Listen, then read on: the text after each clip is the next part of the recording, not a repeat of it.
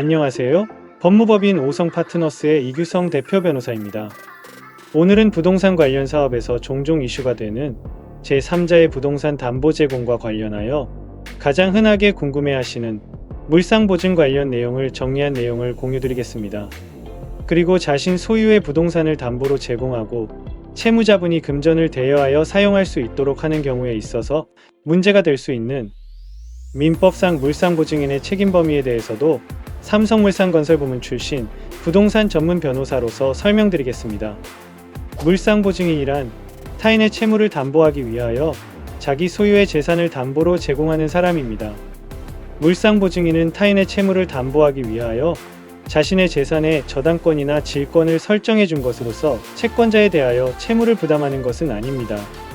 예를 들어 채무자가 채권자에게 물적 담보로 제공할 재산이 없는 경우 또는 채권금액에 비하여 채무자 소유 재산의 담보 가치가 모자라는 경우 물상보증인과 채권자 간의 계약으로 제3자인 물상보증인의 재산을 채무자의 채무에 대한 물적 담보로 제공하는 경우가 이에 해당합니다.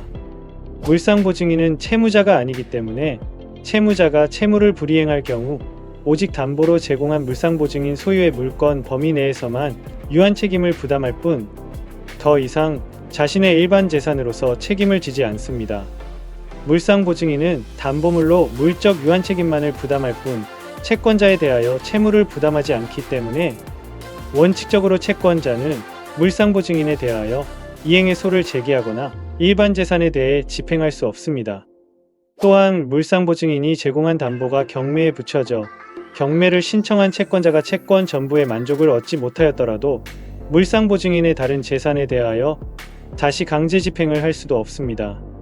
만약 물상보증인이 채권자에게 피담보 채무를 대신 변제하거나 질권 또는 저당권이 실행되어 담보물의 소유권을 잃는 경우에는 당연히 물상보증인은 채무자에 대하여 구상권을 가지게 됩니다.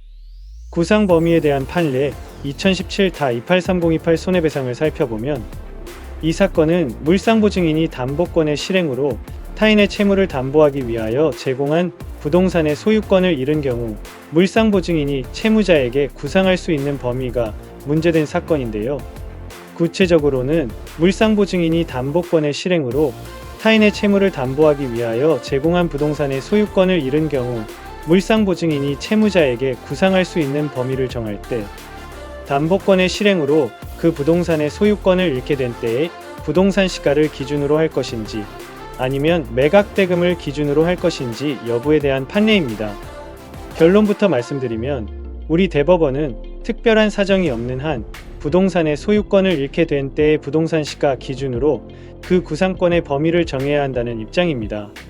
그러면서 판례는 물상보증은 채무자 아닌 사람이 채무자를 위하여 담보물권을 설정하는 행위이고 물상보증인은 담보물로 물적 유한 책임만을 부담할 뿐 채권자에 대하여 채무를 부담하지 않는다.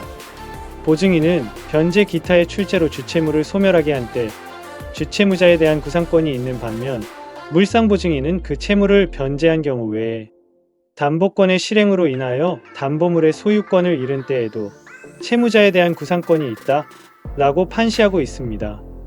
물상보증인이 담보권의 실행으로 타인의 채무를 담보하기 위하여 제공한 부동산의 소유권을 잃은 경우 물상보증인이 채무자에게 구상할 수 있는 범위는 특별한 사정이 없는 한 담보권의 실행으로 그 부동산의 소유권을 잃게 된 때, 즉 매수인이 매각대금을 다 낸 때의 부동산 시가를 기준으로 하여야 하고 매각대금을 기준으로 할 것이 아니다.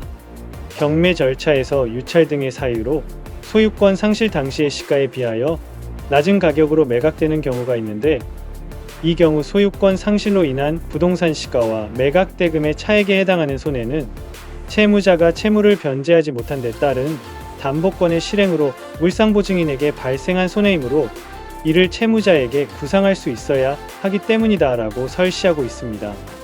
부동산 관련 사업은 초기에 많은 자금이 필요하지만 시행사 또는 개발자 개인이 금전적인 여력이 부족한 경우가 많아 위와 같은 물상보증 형태로 신용을 보강하여 사업을 진행하는 경우가 종종 있습니다.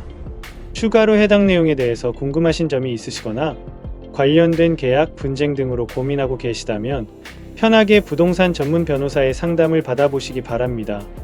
저는 연세대 로스쿨을 졸업하고 변호사가 된 뒤 예미한 아파트를 시공하는 대한민국 대표 건설회사인 삼성물산 건설부문 법무팀에서 오랜 기간 변호사 경력을 쌓아왔었는데요.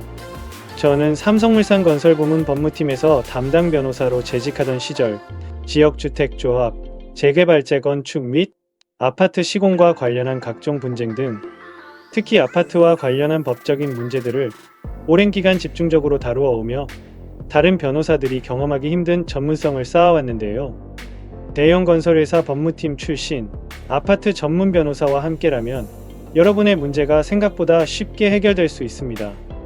이상 법무법인 오성 파트너스의 이규성 대표 변호사였습니다. 감사합니다.